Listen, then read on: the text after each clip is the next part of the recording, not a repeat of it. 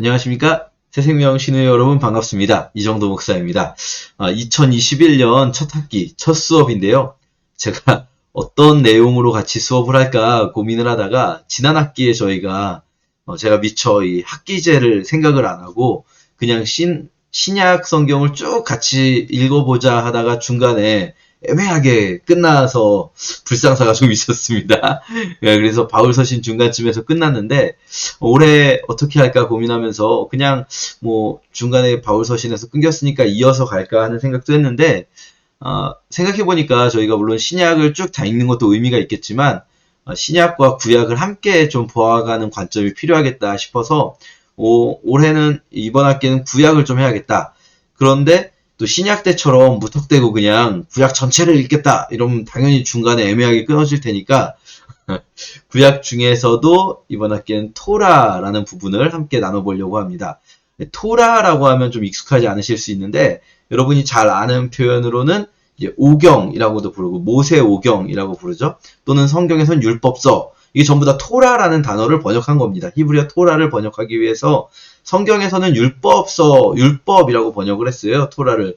그런데 사실 토라라고 하면 창세기, 출애굽기, 레위기, 민수기, 신명기 이 5권의 책을 말하는 겁니다. 그냥 이 5권의 책을 토라라고 부르는데 이 5권 속에 물론 레위기나 신명기 또 민수기 일부나 출애굽기 일부에는 율법이 있지만 이 5권 전체가 법전으로만 이루어져 있진 않거든요. 저희가 이제 나중에 배우겠지만 구체적으로 레위기에 나오는 법전의 두 가지 이제 완벽한 법전 형태를 가진 것이 있고 또 신명기에 있는 신명기 법전, 완벽한 법전 형태를 가지고 있는 부분도 있지만 전체 구조는 법전뿐 아니라 이야기라든지 여러 가지 구조가 있단 말이죠. 그렇기 때문에 율법서라는 번역이 사실 적절하진 않습니다. 그러다 보니까 우리가 이제 흔히 쓰는 번역 단어가 오경이라는 거죠. 혹은 모세 오경. 모세가 쓴 5권의 책이다라는 그냥 단순히 그냥 5권이다 이런 의미입니다. 그런데요, 사실 토라라는 말은 번역할 때 그냥 토라라고 번역하는 게 제일 낫습니다. 저희가 다윗을 번역할 때 다윗이라고 번역을 하잖아요. 이걸 뭐 다른 의미로 바꿔서 번역을 하기보다는 하나의 고유명사로 이해하는 것이 더 적절하겠다 생각됩니다. 쉽게 말하면 5권 앞에 있는 창세기부터 신명기까지의 5권의 책입니다.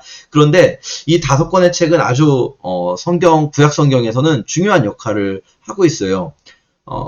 저희는 이제 구약 성경을 구분할 때 어떻게 구분하냐면 이 기독교에서는 율법서 앞에 있는 이 5권 그리고 나서 여호수아부터 역대기, 에스라, 느헤미야, 에스더까지 해가지고 역사에 관한 책이다라고 역사서 구분하고 그 다음에 이제 시편, 잠언, 전도서 이런 것들이 시가서 그리고 이제 예언서 마지막에 이사야, 예레미야, 에스겔 쭉 나오는 말라기까지의 예언서 이렇게 4가지 파트로 구분을 하는데 이건 이제 저희 기독교 한참 후대에 생긴 기독교의 구분법이겠고요. 원래 예수님 시대의 유대인들 그리고 지금도 유대인들은요. 구약 성경을 같이 쓰잖아요. 저희랑 유대인들이 구약 성경을 그렇게 구분하지 않고 앞에 있는 토라, 이 5권 율법서죠. 이 5권의 토라, 그 다음에 여호수아서부터 시작해서 사사기, 사무엘서, 열왕기서 이것들이요 전부 예언서에 포함됩니다. 그래서 여호수아, 사사기, 사무엘서, 열왕기 이 4권이 전기 예언서, 그리고 이사야, 예레미야, 에스겔, 그리고 우리가 소예언서 12권이라고 부르는 이 소예언서들 그냥 12권 합쳐서 한 권으로 쳐서 이 4권의 후기 예언서. 그래서 전기 예언서 4권과 후기 예언서 4권이에요.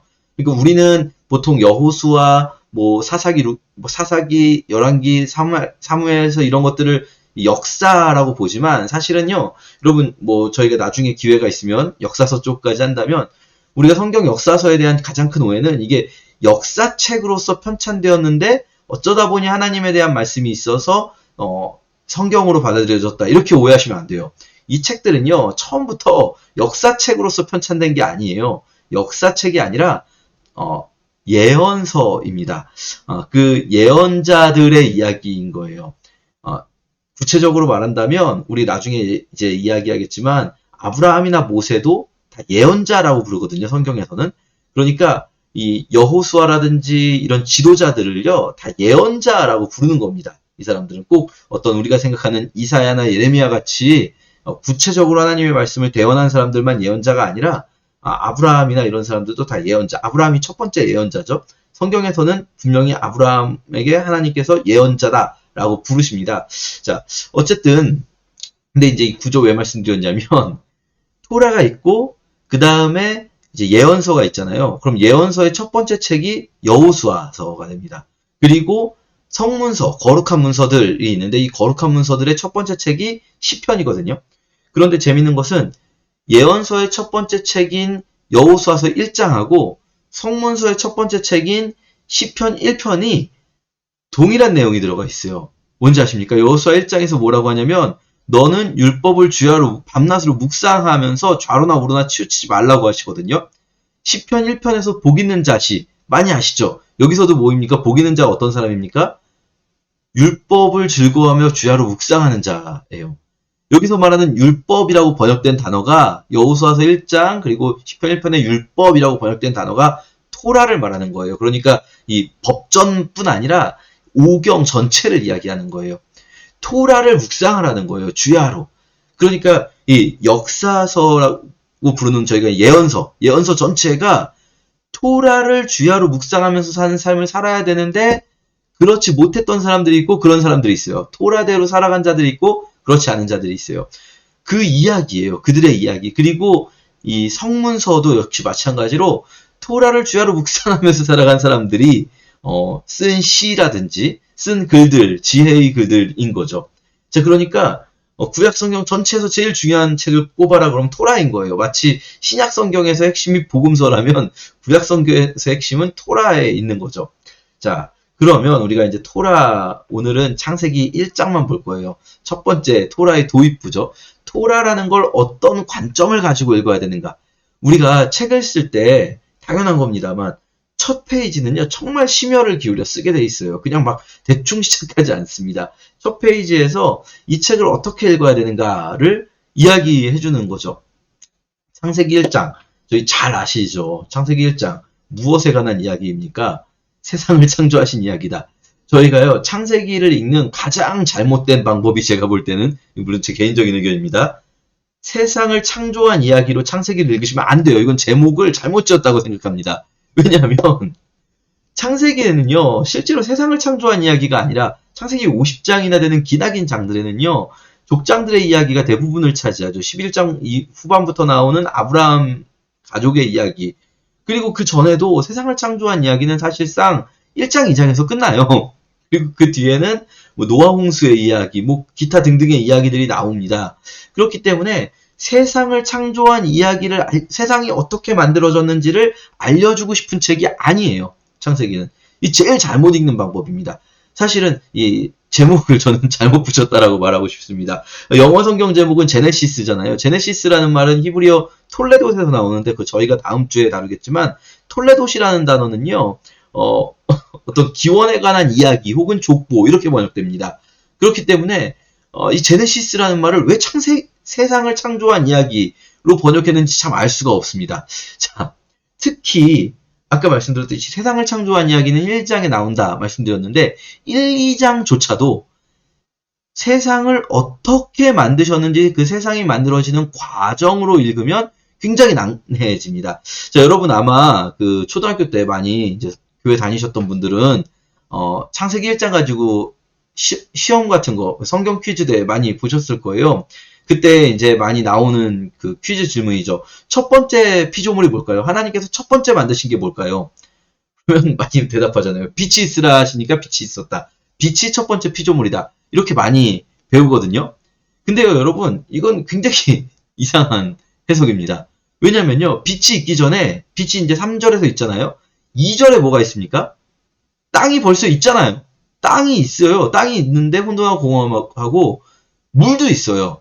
하나님의 신은 수면 위에 운행하시니라 할 때 이 수면, 물이 있다는 거예요. 우리는 보통 이제 그 초등학교 때 하는 성경 퀴즈 대회에서는 두 번째 날 물을 창조하셨다고 배우거든요.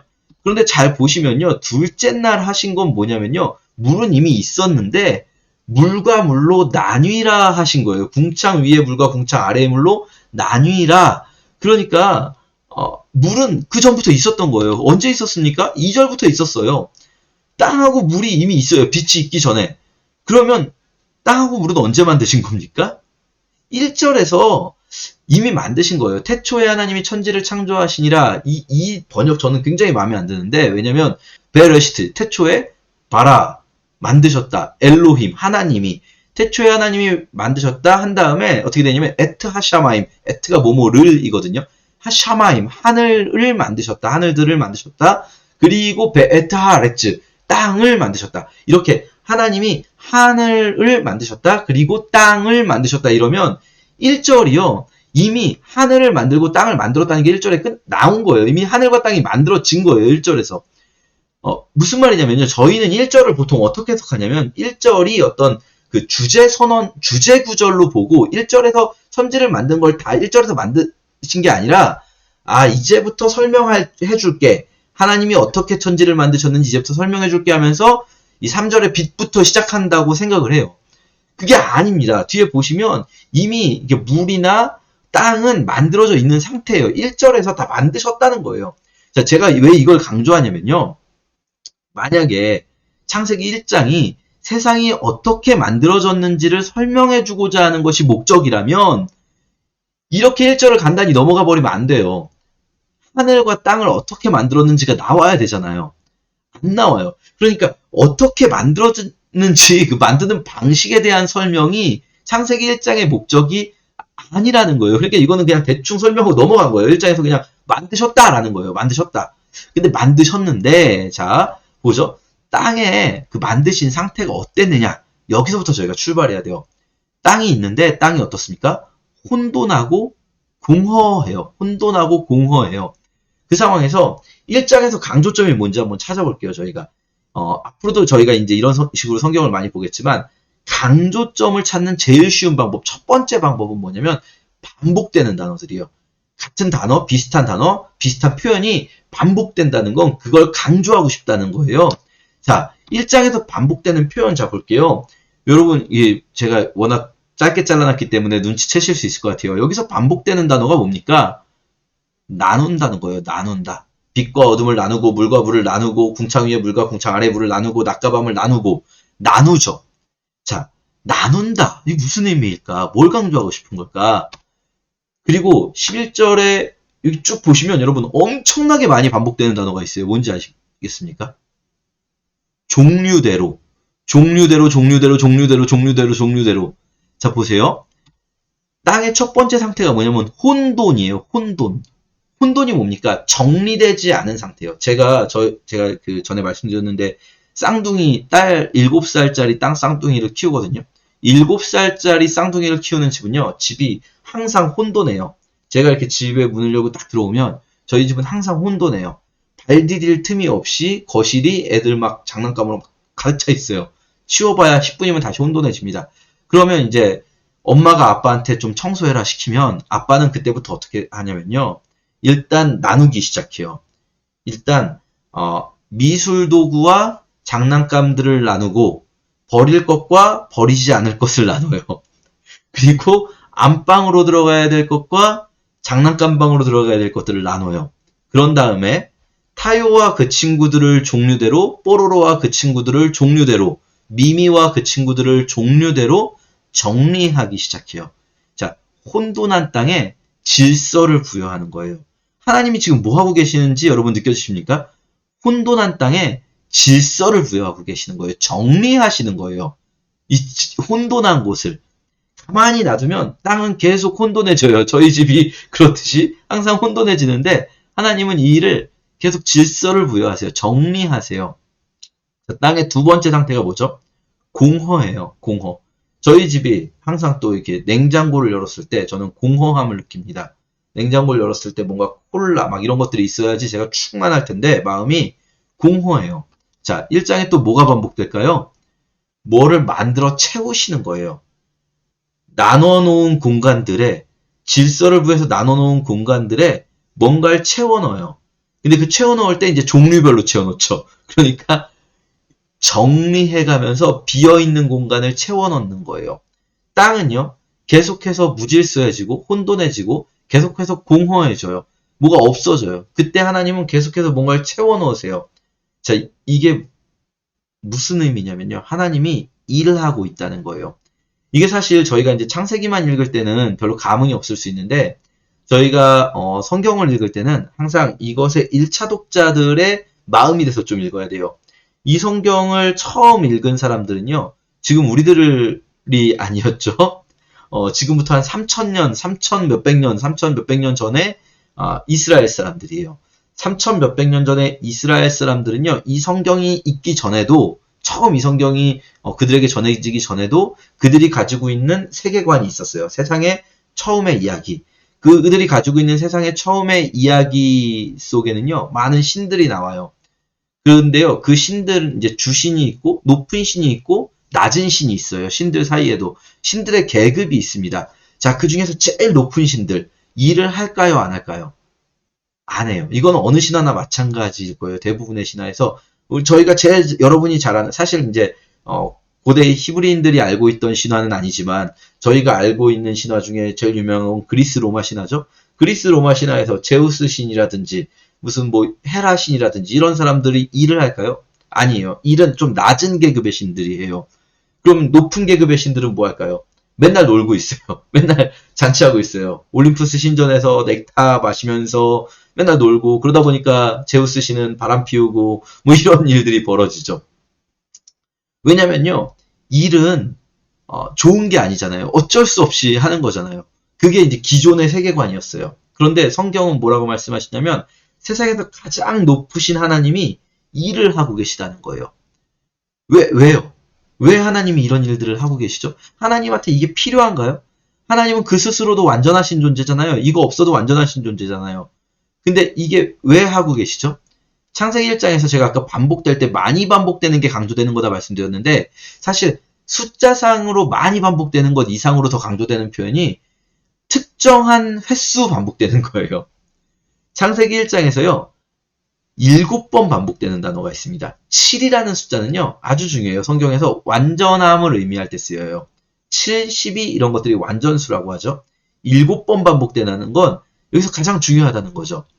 여러분 아마 눈치채셨을 거예요. 창세기 1장에 여러 번 반복되는 단어. 좋았더라. 이게 무슨 의미겠습니까? 하나님이 보시기에 좋았더라. 이것도 이상하게 해석되면은, 자기가 만들어 놓고 막 너무 좋아서 자기가 만들어 놓고 막 혼자 좋아하는 그런 느낌을 상상하실 수 있는데, 물론 그런 느낌도 있겠지만, 하나님이 이 일을 좋아서 하고 계시다는 거예요. 하나님은요, 공허하고 혼돈스러운 걸 좋아하지 않아요. 하나님은 땅이 정리되고 충만해지는 모습을 좋아하세요. 그래서 하나님이 이렇게 하고 계신다는 거예요. 하나님은 세상을 만드셨어요. 왜요? 좋아해서요. 하나님이 그 모습을, 세상을 갖고 가기를 좋아해서. 그리고 하나님이 인간을 만드시죠. 자, 하나님이 이제 혼돈하고 공허한 땅 위에서 하나님의 영이 운행하시니까 바뀌어가는데요. 그 바꿈의 절정에 하나님이 인간을 만드십니다. 27절, 아주 유명한 구절이죠. 하나님이 자기 형상, 곧 하나님의 형상대로 사람을 창조하시되 남자와 여자를 창조하셨다. 자, 보세요. 이 말씀에서도요, 많은 분들이 또 요것만 봐도 오해하지 않을게. 어떤 분들이 그런 생각하세요. 남자는 하나님의 형상이고 여자는 남자의 형상이다. 아니죠? 하나님이 자기 형상으로 사람을 창조하시되 사람을 남자와 여자로 만드신 거예요. 제가 여기 확실히 보여드리려고 히브리어까지 넣어놨는데요.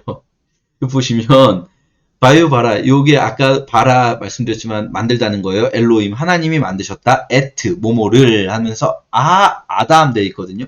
여러분, 이 아담을 만드셨다 이렇게 돼 있는데, 아담을 만드셨다 위에서 뭐라고 번역했습니까?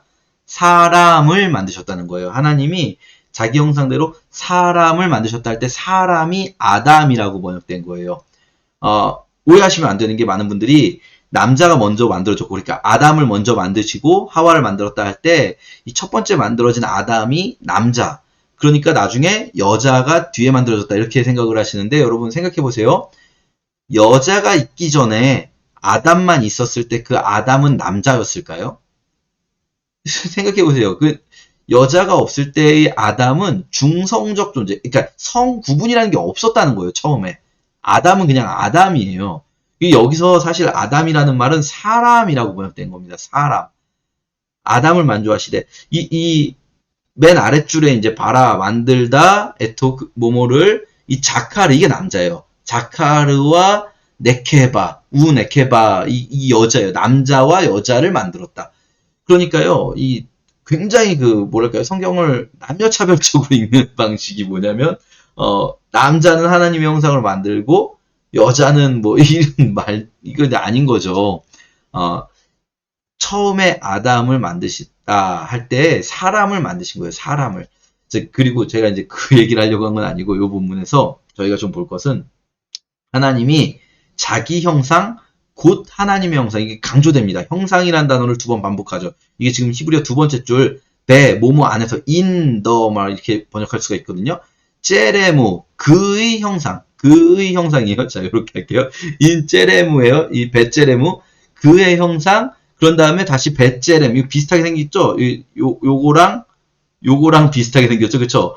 베제레무 그의 형상 베제렘 엘로힘 저 끝에 엘로힘이 있습니다. 베제렘 엘로힘 하면 하나님의 형상 제렘이 형상이거든요. 엘로힘이 하나님이고 그러니까 그의 형상 곧 하나님의 형상 이 베라는 전치사를 어떻게 해석할까? 이게 문제예요. 하나님의 형상대로라고 번역했어요. 그럼 이제 이 형상대로 만드셨다라는 뜻은 어떻게 번역이 되냐면 우리의 모양이 하나님의 모양을 따라서 만들었다라고 이제 번역을 하게 되거든요. 그러니까 좀 여기서 애매해지죠. 그러면 우리가 눈 2개, 콧구멍 2개, 귓구멍 2개, 입 하나 있으면 하나님도 눈이 이렇게 있고 콧구멍과 귀가 있고 입이 있으신가? 아니겠죠. 이거는 그쵸? 아니겠죠.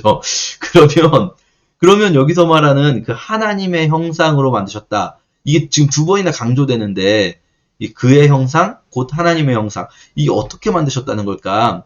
여기서 이제 이 히브리어 베라는 전치사를 우리가 어떻게 해석할까 할 때, 물론 이것은 하나의, 뭐랄까요? 주장인데, 저는 요게 좀 더 맞다고 보여요. 물론 이제 형상대로라고 번역하면서 대신에 그 형상을 가시적인 형상이 아니라 하나님의 어떤 성품, 하나님의 성품으로 인간을 지으셨다. 이렇게 해석할 수도 있지만, 그보다 저희가 이제 앞으로 쭉 읽어나갈 맥락을 같이 말씀드린다면 이 배라는 것이 as 전치사 as로 번역될 수가 있습니다. 실제로 성경에 많이 as로도 많이 번역하거든요.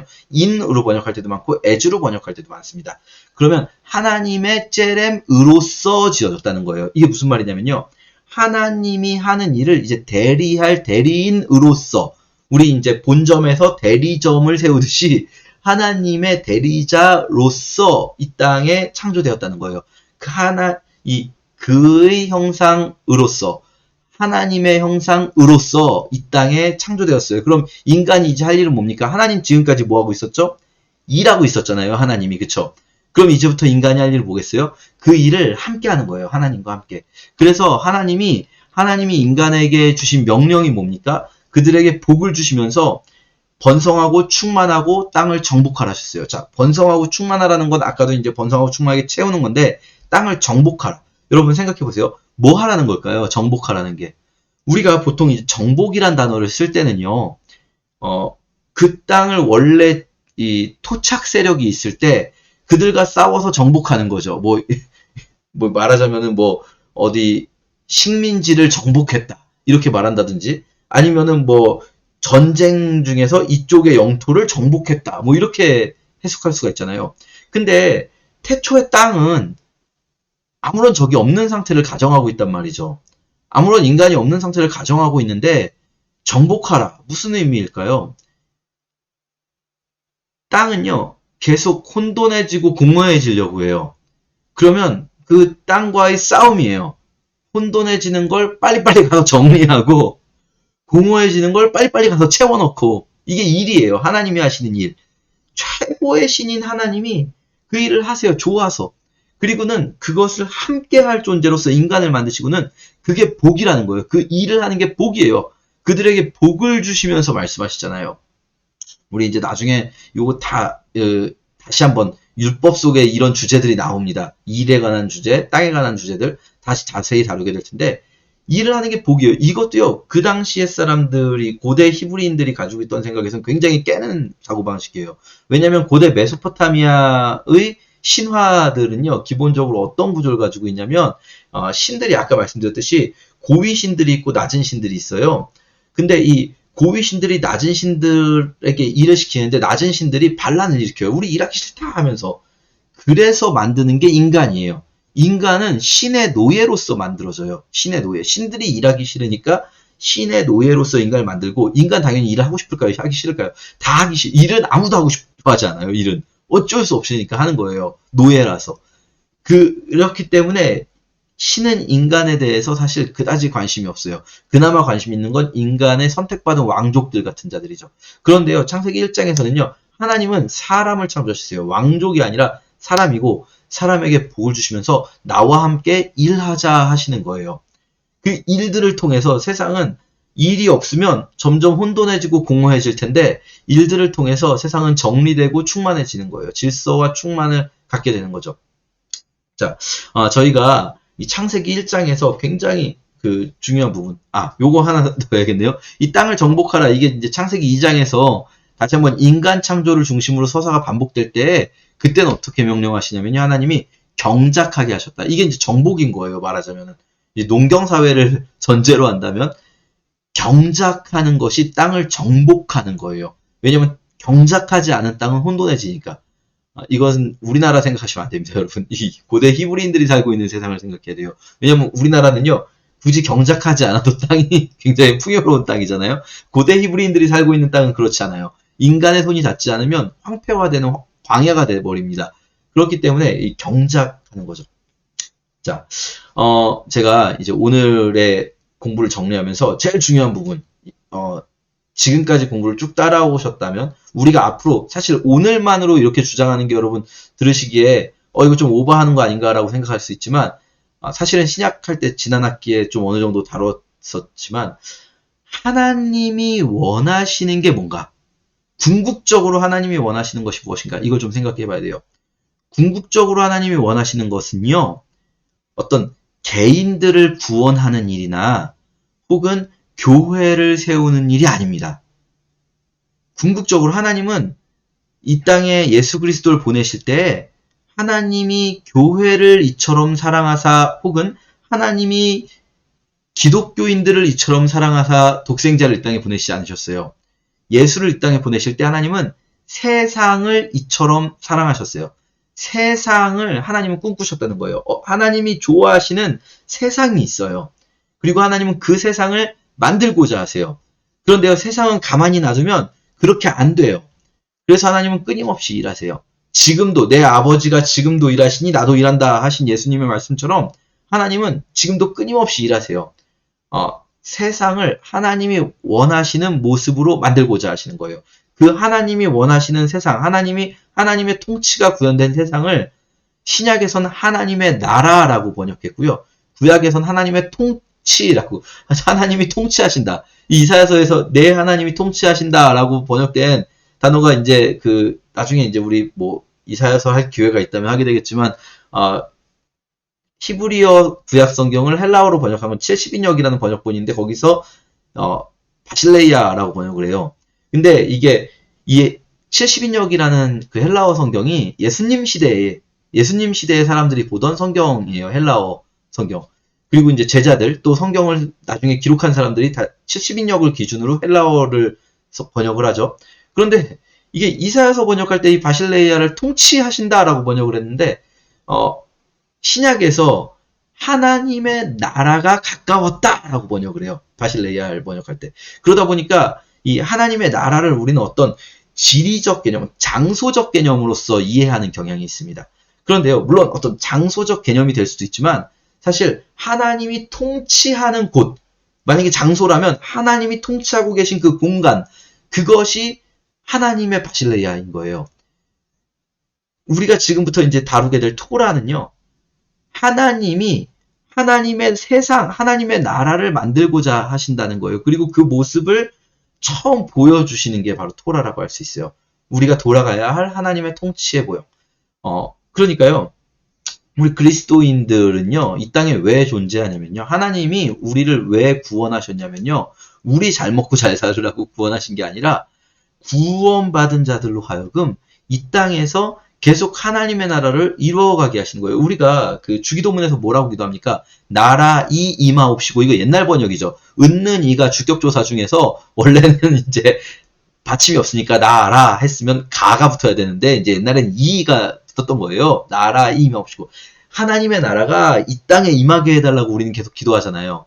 나라가 임한다는 거 무슨 의미겠습니까? 예수 그리스도께서 재림하실 때 물론 완전히 완성된 하나님 나라가 이 땅에 임하지만 오늘도 우리는 기도해요. 오늘 우리의 삶 속에서 하나님의 통치가 우리의 삶 가운데 임하기를요. 우리 하나님의 통치가 이 땅에 임하는 것, 그것이 우리가 구원받은 이유인 거예요. 예수 그리스도는 하나님께서 세상을 사랑하셔서 예수 그리스도를 보내셨고요. 교회는 그의 몸이에요. 우리 신약할 때 많이 했죠? 교회는 그의 몸이에요. 무슨 말입니까? 예수 그리스도가 하시는 일들을 이제는 교회가 하는 거예요. 그리스도께서 뭐라고 말씀하셨냐면 너희는 내가 한 일보다 더 큰 일을 할 거다라고도 말씀하셨어요. 우리는 이거를 오해하시면 안 돼요. 너희가 내가 한 일들을 하고 내가 한 일보다 더 큰 일을 할 거다 말씀하실 때 그러면 예수님은 죽은 사람 1명 살렸으면 우리는 죽은 사람 10명 살리나? 예수님은 귀신을 2천 귀신을 쫓았으면 우리는 막 귀신을 2만 귀신을 쫓나?